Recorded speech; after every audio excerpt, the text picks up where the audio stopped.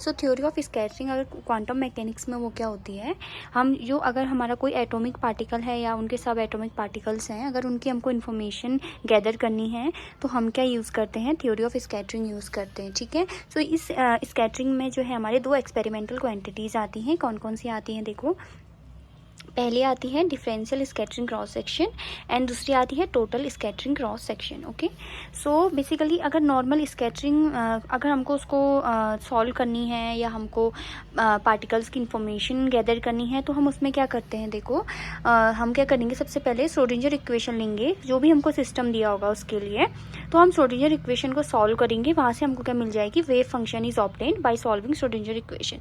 तो हमें वहाँ से वेव फंक्शन मिल जाएगी।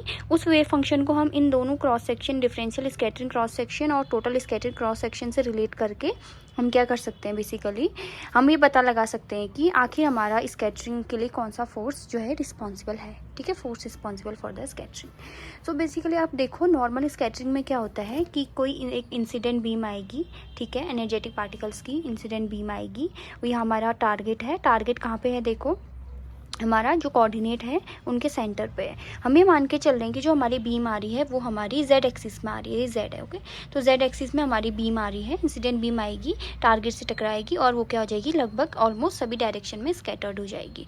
और जो स्कैटर्ड बीम होंगी उनको हम डिटेक्टर की हेल्प से, डिटेक्टर है, इस डिटेक्टर की हेल्प से हम क्या करेंगे, इन स्कैटर्ड बीम को हम डिटेक्ट कर लेंगे कि कितनी बीम हमारी स्कैटर्ड हुई हैं। और डी ओमेगा, अब हम बात करते हैं देखो, अब हम बात करते हैं कि D omega is the solid angle subtended by the detector at the target. ठीक है, तो डी ओमेगा क्या है हमको पता है, और डी ओमेगा बेसिकली, ओमेगा क्या होता है, सॉलिड एंगल होता है। सॉलिड एंगल क्या होता है, angle subtended by an area. ठीक है, तो यहाँ पे एरिया बेसिकली कौन सा एरिया, डिटेक्टर के थ्रू। ठीक है, so angle subtended by an detector at the target, ये हमारा क्या जाएगा, डी ओमेगा हो जाएगा। और इसकी जो वैल्यू होती है देखो, d omega is the d s upon r square. So d omega क्या हो जाएगा हमारा, डी एस की value r square sine theta d phi upon r square. तो आर स्क्वायर से आर स्क्वायर कैंसिल आउट, बचा क्या, साइन थीटा डी फाई। तो ये हमारी किसकी वैल्यू होगी, डी ओमेगा की वैल्यू क्या होगी, साइन थीटा डी फाई होगी। अब हम बात करते हैं देखो इंसिडेंट फ्लक्स की। इंसिडेंट फ्लक्स क्या होता है, नंबर ऑफ पार्टिकल जो भी क्रॉस कर रहे हैं हमारे पर यूनिट एरिया पर यूनिट टाइम में। ठीक है, कहाँ पे देखो, पार्टिकल हमारे आ किस डायरेक्शन में रहे, हमने बोला जेड डायरेक्शन में हमारे पार्टिकल इंसिडेंट हो रहे हैं। तो इसकी जो परपेंडिकुलर है, परपेंडिकुलर डायरेक्शन में जितने भी पार्टिकल आ रहे होंगे, ठीक है, नंबर ऑफ पार्टिकल पर unit time per unit area में, इसकी जो इंसिडेंट बीम है उसके परपेंडिकुलर जितने भी पार्टिकल आ रहे होंगे तो वो क्या होती है, हमारी इंसिडेंट फ्लक्स होती है। तो number of particle cross a unit area perpendicular to the direction of beam. ठीक है, डायरेक्शन ऑफ बीम ये है, इसके परपेंडिकुलर जितने भी नंबर ऑफ पार्टिकल आ रहे हैं पर यूनिट एरिया पर यूनिट टाइम में, उसे हम बोलते हैं इंसिडेंट फ्लक्स। और एन हमारे नंबर ऑफ स्कैटरिंग सेंटर्स हो गए जो टारगेट में है, ठीक हो गया।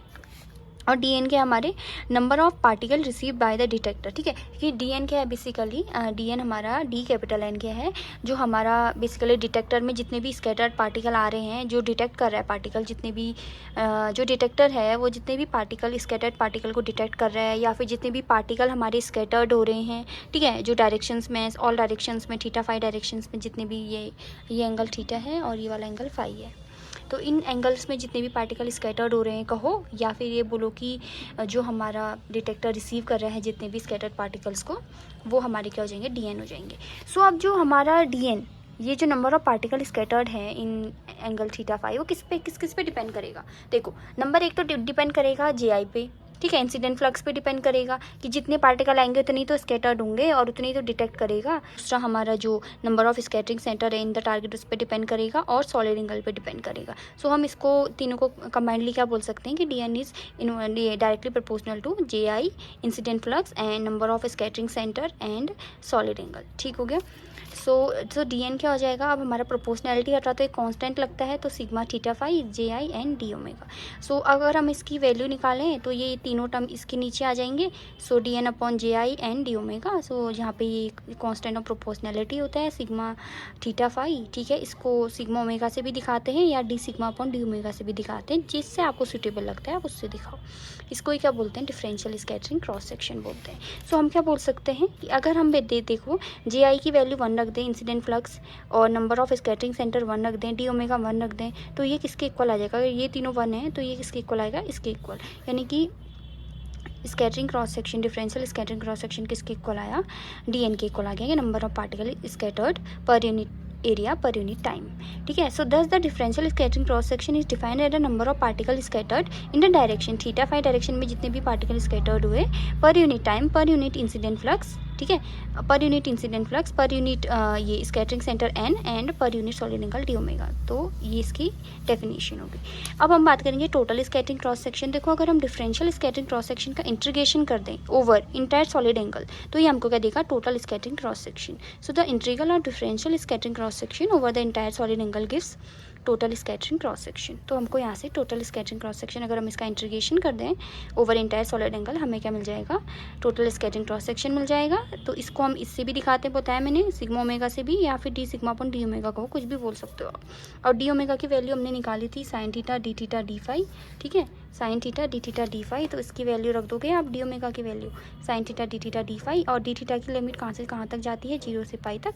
डी फाई की कहाँ से कहाँ तक जाती है, 0 से 2 पाई तक. तो और जो इसकी टोटल स्कैटरिंग क्रॉस सेक्शन है, sigma is the total scattering cross section. Okay, तो इसकी जो हमारी यूनिट होती है वो होती है स्क्वायर मीटर से, मीटर स्क्वायर. ओके, सो ये रहा आपका थ्योरी ऑफ स्कैटरिंग. अगर आपका आता है तो आप क्या लिख के आओगे, तो आप अगर देख लो, आप अच्छे से जो है स्क्रीनशॉट ले लेना.